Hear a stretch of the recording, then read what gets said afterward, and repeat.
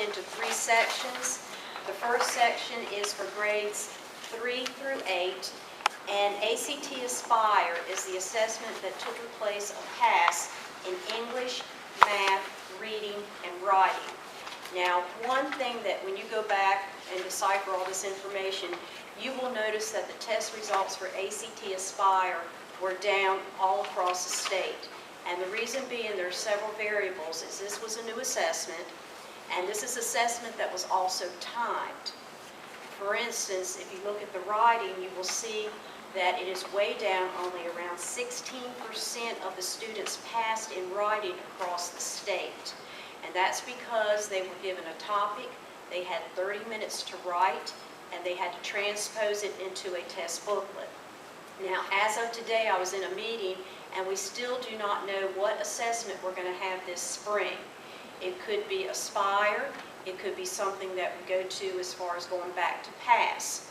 But when you look at the ACT Aspire scores, if you look across the state, you will see under, first of all, the English, you'll see in need and close.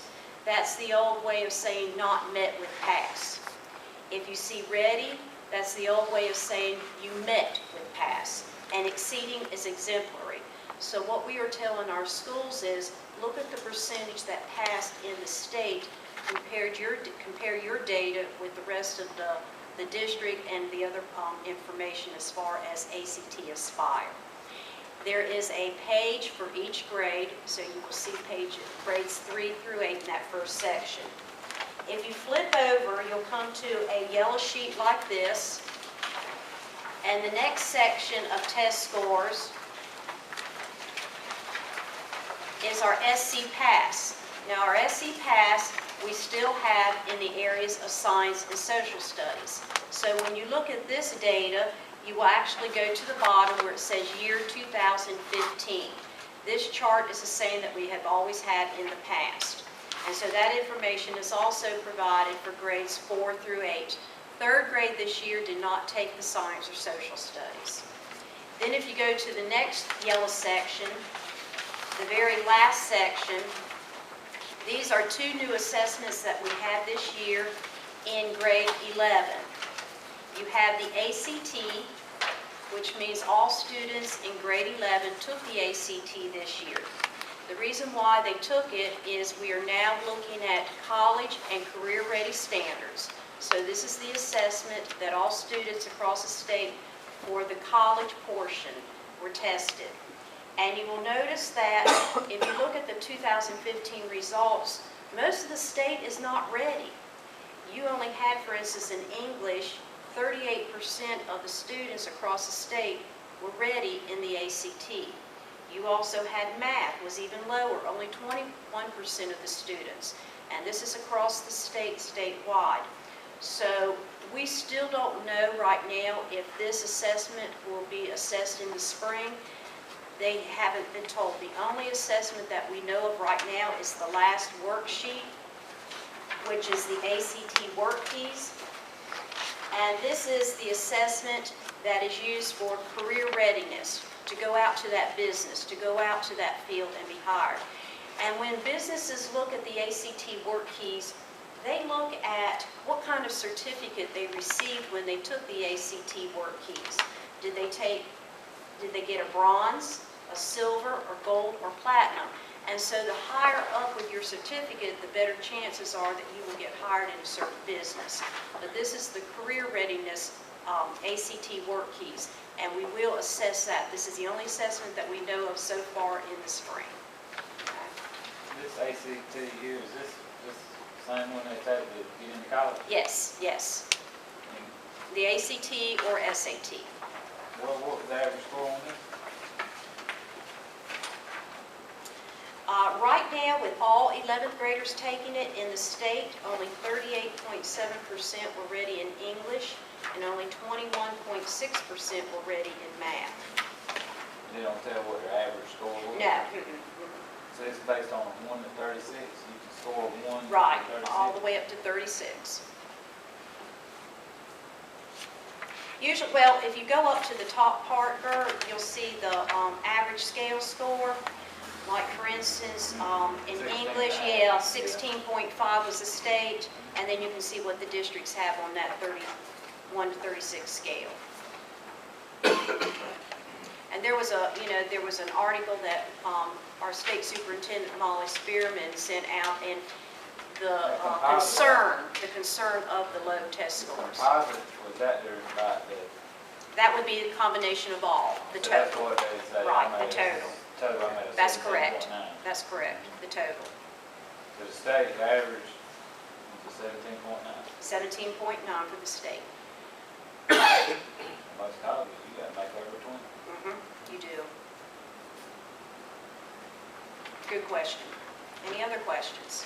This is just for your information only. So how are we going to try to improve our test scores in the district overall? Well, right now, I just went to a meeting, and one of the things that we're looking at, the state with the Read to Succeed, is requiring a district reading plan and school reading plans to put in place for the following year. And we are looking at one component of that reading plan is an assessment component. In fact, Dr. Elkins and I were sitting down, I came back from my meeting just kind of giving her an overview of everything. So this is one of the components that's required through the legislation that all schools and districts must complete. How about in the math improvement, how are we going to attack that problem? We provide professional development. They analyze their data at their school level. One of the concerns right now that we had a whole series of professional development in math last year. One of the biggest concerns is we don't know what assessment is out there. And we were supposed to know this week, and we still don't know what assessments are out there for us to look at. We do know that we are providing professional development. We now have the South Carolina College and Career Ready Standards, which is in ELA and math. These are brand new standards that have been implemented this year. And we sent several teams this summer for professional development training, and in turn they come back and it's like train the trainer module for the rest of the staff. And my subject science, how are you going to attack that? You're going to come back? Yeah. Good question. The English part, what does that consist of? Is that writing? I see that's. Which one are you on now? I'm still on AC. Okay. This, seems like we did the worst on that, like 13.9. Yeah, writing is included in that, yes. And going, Is it writing and literature? yes. So we need to work on writing. And then this test. And that's part of the new reading plans that we're incorporating too. This test is given to all our 11th graders That's correct. last year. Are they Yes, gonna do this that again spring. this year? Or we They doing don't know that. We're doing it again this year? We don't know that Oh, we yet. don't The know. State Department When did hasn't. they take this last year? What time? It was April, somewhere around So there. we don't know if we're gonna offer this. The only test that we know of right now that the State Department is telling us is the ACT work keys for career readiness. We don't know what we're going to offer in grades 3 through 8 as far as English, language arts, or I think math. this is what they need to offer. I agree. This is what they gotta have. That's right, I agree. Most And kids- right now, the only two assessments that the colleges are accepting is your SAT and ACT. Most And kids go- don't write though. No. No. Mm-mm. They don't, they And got, that is- they're on their phones or they're on the computer. Very true. They typing, but they're not writing. That's right.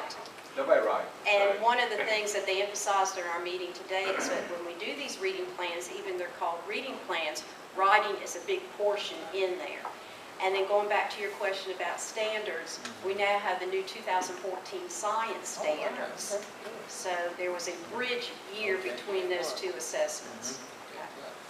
If you take this test in a more comfortable environment like that at school where you're used to taking tests, I think you'd be better than having to load up, go to Florence and take it.